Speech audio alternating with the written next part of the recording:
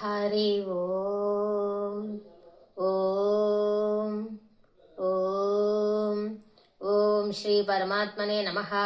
అతః ప్రథమోధ్యాయః అర్జున విషాదయోగః.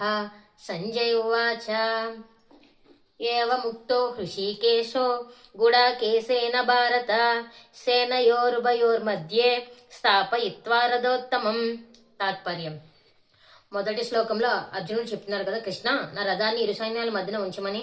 దానికి జవాబుగా కృష్ణ పరమాత్మ ఏం చేశారంటే రథాన్ని తీసుకెళ్లి మధ్యలో ఉంచారనమాట. అయితే అర్జునుడు చెప్పిన వెంటనే శ్రీకృష్ణుడు చేశారు కదా. ఇప్పుడు అర్జునుడికి మనసులో చాలా చాలా ప్రశ్నలు ఉంటాయి అనమాట. అవన్నీ పరమాత్మ కదా. పరమాత్మ అంటే ఎవరు? మన మనసులో ఉన్న వ్యక్తి కదా. మన మనసులో ఉన్న వ్యక్తి ఎవరు? పరమాత్మ. సో అర్జునుడి మనసులో స్వయంగా ఉన్నది ఎవరు? పరమాత్మ. సో అటువంటిది అర్జునుడు ఏ క్వశ్చన్లు అయితే వేస్తారు, ప్రశ్నలు వేస్తారు, రథాన్ని మధ్యలో ఉంచమన్నారంటే అని చెప్పేసి ఆ మాత్రం అంచనాకి రాలేరా కృష్ణ పరమాత్మ. అయితే ఈ శ్లోకంలో మనం తెలుసుకోవాల్సిన విషయం ఏంటంటే ఒక చిన్న పదం ఉంది, గుడాకేశ. గుడాకేశుడు ఎవరండి? గుడాకేశుడు. ఆ పదం యొక్క అర్థం ఏమిటి? గుడాకేశుడు అంటే గుడ అంటే నిద్ర. నిద్రను జయించిన వాడు. నిద్రను జయించిన వాడు ఎవరు? అర్జునుడు. అర్జునుడు రాత్రిపూట కూడా సాధన చేసేవాడు అనమాట. అది ఎలా చేశాడంటే ఒక రోజు అర్జునుడు ఒక వ్యక్తిని చూశాడనమాట. ఎలాగా?